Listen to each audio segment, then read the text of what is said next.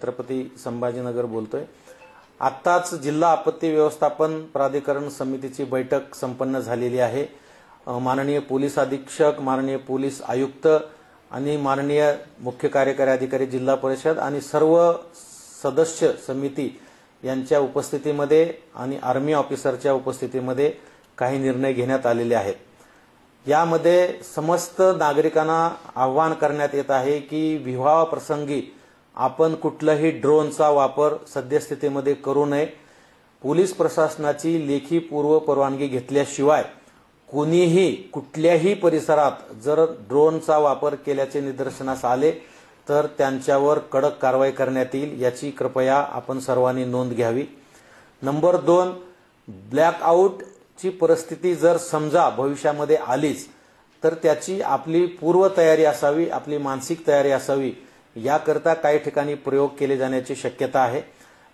ब्लॅकआउटच्या कालावधीमध्ये शासनातर्फे, विद्युत विभागातर्फे, महापालिकेतर्फे सर्व लाईट बंद केल्या जातील, सर्व विद्युत पुरवठा बंद केला जाईल।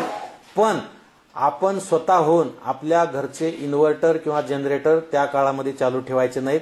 आपल्या घरच्या कुठल्याही लाईट, मग त्या बाहेर उद्यानातील असतील, घरावरच्या असतील, परिसरातील असतील किंवा घरातल्या असतील, त्या सुद्धा लाईट बंद करायचा आहे आणि कंप्लीट ब्लॅक दिसलं पाहिजेत, कंप्लीट अंधार दिसला पाहिजेत, अशा पद्धतीची आपली तयारी असली पाहिजेत। म्हणून आपण घरच्या प्रत्येक सदस्यांना ही गोष्ट अवगत करा। ब्लॅकआउट ऑफिशियली घोषित झाल्यानंतर खिडक्यांचे पडदे हे अतिशय जाड असले पाहिजेत, आतला कुठलाही प्रकाश बाहेर येता कामा नये।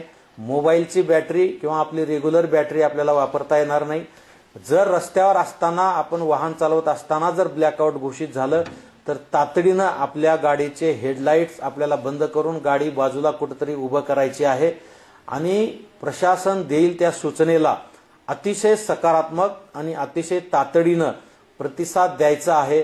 एवढं आपण सुजाण नागरिक म्हणून लक्षात घ्यावं असं आमचं आव्हान आहे।